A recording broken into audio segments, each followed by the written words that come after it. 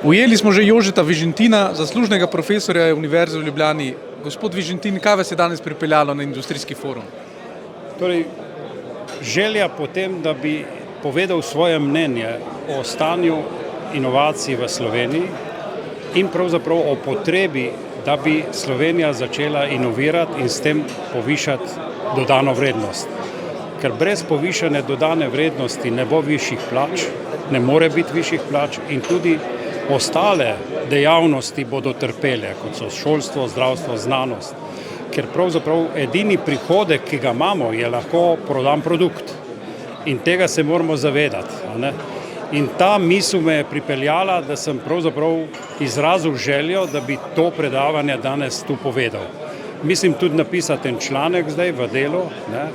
In pravzaprav dilema, ki jo imam skozi, ne, je pravzaprav kako v Sloveniji preideti na te inovacije oziroma kako prepričati državo, da bo začela drugače razmišljati.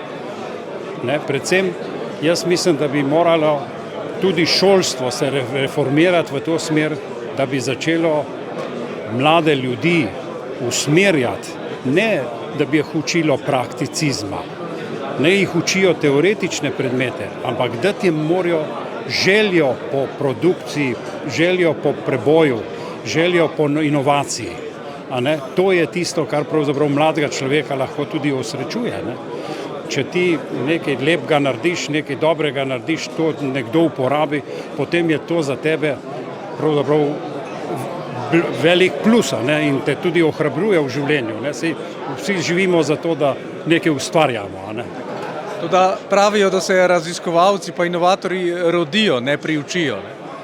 Ja, to je res, ne? To je res, ampak to ne drži čist v celoti, ne? Ker inovator se lahko rodi, lahko se pa priuči oziroma se z svojim delom izobrazi v to smer. Ne? Ker če ti veliko praktično delaš, če veliko recimo projektiraš, če veliko oblikuješ, če veliko razmišljaš, pride tudi ideja in ta ideja ni nujno, da si rojen za to idejo, ker takih je malo, ne? Ampak produkt se rodi iz pravzaprav potrebe po nekem produktu. Ne? Recimo na predavanju sem rekel, ne? Včasih smo rekli, rabimo turbine, pa smo razvili turbino. Rabimo recimo motor, izvenkrvni motor, pa je Tomos razvil izvenkrvni motor. A ne? Jaz mislim, da če bi danes država rekla, mi želimo imeti, ne vem, nek produkt, tak in tak, bi ga danes razvili, ker smo sposobni ga razviti. Ker smo ga sposobni razviti in tudi narediti in tržiti. Ne? To je to. Kako pa priti do tega, da bomo mlade ljudi naučili, da jih bo zanimalo podjetništvo in ne službe? Ja, no, vidite, to je pa ključni problem. Ne? Ključni problem, kako, jaz mislim, da prvo je šolstvo. Šolstvo pa ne univerza. Univerza je že malo pozna. Ne, jaz nisem za to, da se vrtci pa ne vem kaj, ne? Ampak jaz mislim, da že v vrtcih je potrebno imeti bi rekel, neko usmeritev, ne? Kako otroke vzgajati, da bodo pravzaprav čutili potrebo potem. Ne? In potem seveda univerza je pika na i. Ne? Univerza ti da pol tisto znanje, ki ga pol resnično lahko apliciraš. Ne? Ampak nujno pa je, da se šolstvo reorganizira in spremeni v produkcijsko miselnost. Ne? Univerze morajo teoretično predavanje imeti, morajo imeti. Ne? Imamo pa cel kup nekih šol, ki pravijo, da učijo prakso, ne? Nič ne učijo. Oni predavajo nek prakticizem, ki je od danes na jutr lahko problematičen. Ne? Danes je velja to, jutr ne velja več. Ne? Ti moraš predavati oziroma učiti ljudi, ki so zakonitosti, ki veljajo, ki so stabilne, ki so na dolgi rok aplikabilne, ne na jutri. Ne? Kako pa gledate na sodelovanje akademske sfere pa gospodarstva? Je tega premalo, preveč, ravno prav? Glejte, kot sem rekel na predavanju, ne, mi imamo večinoma slovenskih podjetij je malih podjetij, tam do maksimalno 200 ljudi. Ta podjetja ne morejo imeti lastne produkcije znanja oziroma aplikacije znanja. Ne. Oni lahko aplicirajo znanje, ampak pol ga mora nekdo financirati, da to aplikacijo naredijo. In žal, ne, vsa ta intencija teh malih podjetij se pol izkaže, da gre vse znanje nekim skladom ameriškim in drugim, ki imajo denar in za majhen denar kupijo naše znanje in seveda potem tržijo. To je ta problem, da imamo preveč majhnih podjetij in premalo velikih podjetij, ki bi bila sposobna razvoj peljati od ideje pa do produkta in ga potem tudi tržiti. To je ta problem. Drugi problem slovenskih podjetij je, da je večina podjetij tehnološko na zelo nizki ravni. Mi bo kakšen zameril ta podatek. Ni res, da so vsi, govorim o nekaterih, ampak povprečje je dokazano statistično, da imamo nižje tehnološke, obvladujemo nižjo tehnološko raven. In seveda pri nižji tehnološki ravni ti nimaš možnosti, da bi delal visoko kvalitetne izdelke. Ker nimaš strojev, nimaš tehnologije, nimaš nič, ne? In je to težko potem iz nekaj nič narediti, ker inovacija, pogoj za inovacijo je to, da imaš ustrezno tehnološko podporo, ne? In seveda tudi ekonomsko podporo, da veš, da bo to da bo nekdo to tržil, ne? Kar se pa tiče povezave med industrijo in akademijo, akademskimi znanji, mi imamo izredno sposobno znanost, imamo grozno veliko znanja. Jaz mislim, da smo pri tem ena boljših držav na svetu. Ampak problem je, kaj s tem znanjem? Mi ga pretvarjamo v članke. Ti članki se berejo drugje in tudi drugje uporabljajo znanja iz teh člankov. Mi nimamo tako zvanih prehodnih inštitutov, nimamo inštitutov, ki bi to znanje razumeli, ga aplicirali in začeli delati produkcijo. Ti inštituti so tako zvani umestni inštituti, recimo v Nemčiji je lep primer Fraunhofer inštitut. On naredi produkt, on naredi stroj, in ga potem proda, oziroma da neki fabriki, ki je zato zainteresirana, da bi te stroje prodala in tržila. In vidite, tega nimamo in nimamo razvojnih oddelkov. Mi, ko smo se osamosvojili, smo vse razvojne oddelke v firmah ukinili. Čemu? Zakaj? Ja, zaradi tega, ker je bil prepričanje takrat, da bomo mi pravzaprav znanje lahko kupili, če ga bomo rabili. Da mi ne rabimo teh izdelkov. In še bolj banalna stvar je bila, da so inženirji predragi, ker mi moramo imeti čim manj stroškov za plače, zato da bomo lahko producirali. To sta bila dva glavna razloga.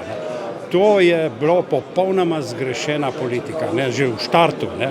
In danes nekatera podjetja ta razvojni del ponovno oživljajo, kar je zelo kvalitetno, ampak ga oživljajo na osnovi zahtev tujih firm, ne na našo zahtevo. To je ta problem. Država ni nikoli rekla firmam, vi morate ustanoviti ponovno te razvojne oddelke, ampak te, ki so zelo močno povezani s tujimi firmami, tuje firme vztrajajo na tem, da imajo lasten razvoj. Recimo TPV je tak primer. Oni so razvojniki za BMW-ja pa za Volvo.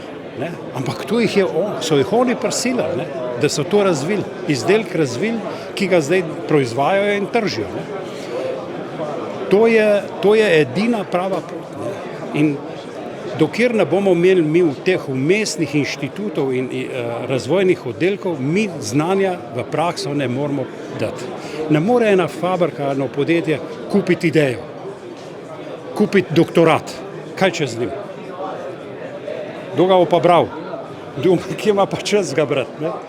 A veste, firma mora dobiti izdelek, tako kot zdaj ga dobi od tuje firme, dobi načrt in rečejo, a bi vi to delali. In one pol delajo, so sposobni delati, mi smo izredno sposobni, ampak ti moraš dati načrt. In tega ni pri nas. Ne? In jaz mislim, da floskule, ki jih govorimo o prenosu znanja, ne, so več ali manj na pamet rečene. Ne? Mi moramo se usesti dol in se zmeniti, kako bomo to prenašali, na kakšen način, od kje bomo denar vzeli, kdo bo to delal. Ne? Ustanoviti take inštitute, ali pa rečemo razvojne oddelke ali kakorkoli. In še en problem je, ne, poglejte, v prejšnji državi, takoj po osamosvoboditvi, recimo jaz sem delal v Iskri in je prišel ukaz, da moramo razviti alternator za avto. In smo ga razvili. In ga je Bosch potem proizvajal, od nas kupil licenco. A razumete? Ampak nekdo mora reči, da rabimo alternator. Ne? Se ne moreš, če noben ne rab nič, potem ni nič. Ne? Ali pa recimo, kaj sem v Litostroju so rekli, rabimo turbine. Pa so razvili turbino, ki je bila kvalitetna, svetovno kvalitetna. Turbina. Vidite, to je tisto. Ne? Pri nas pa zdaj ni nobenega, ki bi rekel, mi pa rabimo to pa to.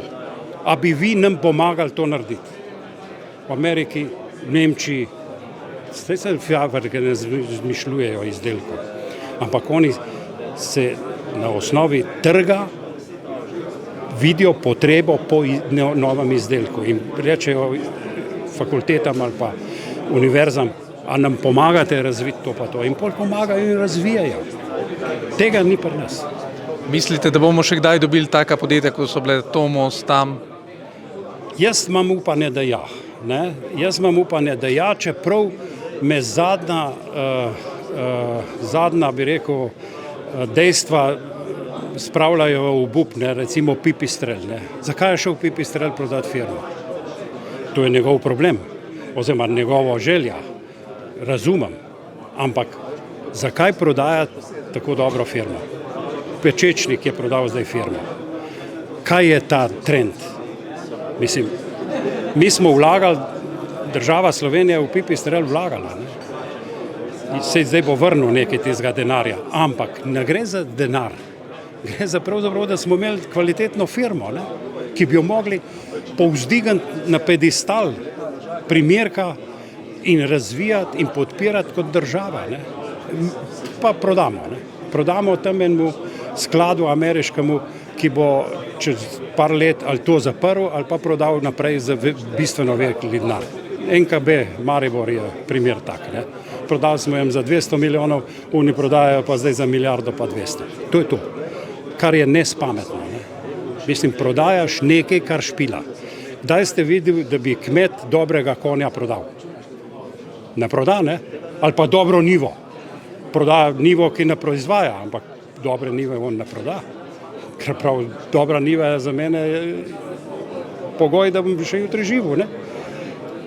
Se pravi, rabimo zdravo kmečko pamet, pa malo več domišljije in poguma. Jaz mislim, da ja. To nas je zapustilo. To nas je zapustilo in še nekaj, ne zato, ker sem jaz malo starejši, upoštevati tudi mnenja tistih, ki so nekaj dali skozi. Zujf nas je vrgel na cesto. Ne? Neumnost. Ne gre za to, da si jaz zdaj želim predavati. Brez veze. Ampak po 44 let dela v strojništvu sem si nabral nekaj, ki bi rad nekomu dal. In če mi to zdaj preprečuješ, potem si naredil škodo, ne meni, sebi, ne? Meni nič, ne? Jaz uživam v drugih stvareh, ne? Ampak neumnost, ne? In upoštevati ljudi, ki so nekaj dali skozi, ampak res upoštevati, ne poslušati jih, res poslušati. Vam bom kot primer povedal, prvi projekt, ki sem ga jaz delal mednarodno, je bil, so ga vodili Finci. In smo se dobili na Finskem 2 dni in smo govorili vsi povprek in po dolgem, jaz sem rekel, pa to je noro, pa se iz tega ne bo nič. Na koncu 2 dni je tisti, ki je vodil, povzel in to je veljalo 6 let, kar je povzel. 6 let je tisto povzel in tisti je veljal na projektu. A vidite, to je to. Mi se ne poslušamo, ne znamo se poslušati in ne znamo akceptirati vašega mnenja, čeprav je mogoče malo slabše, ne? Ampak je mnenje, ne? V mozaiku Dodane vrednosti. tako, je dodana vrednost. To je to. Ne? In tega mi preprosto pri nas ne znamo upoštevati. Ampak pride politik, ne, govori neumnosti ali pa tudi dobre stvari, ne, in gre, ne, in pol vsi ploskajo. Ne da bi sploh pomislili, da je to sploh res, kar je govoril. Ali pa a je to dobronamerno povedal. Pa ne gre za to, da politiki same neumnosti govorijo, pa ne dobronamerno, ampak govorim o kriterijih oziroma o presoji, ne, tistega, kar nekdo reče. Ne. To je, in tega pri nas preprosto ni. Preprosto ni. Profesor Vižintin, najlepša hvala za tele bogate vpoglede in vso dodano vrednost, ki ste ustvarili v svoji bogati karieri.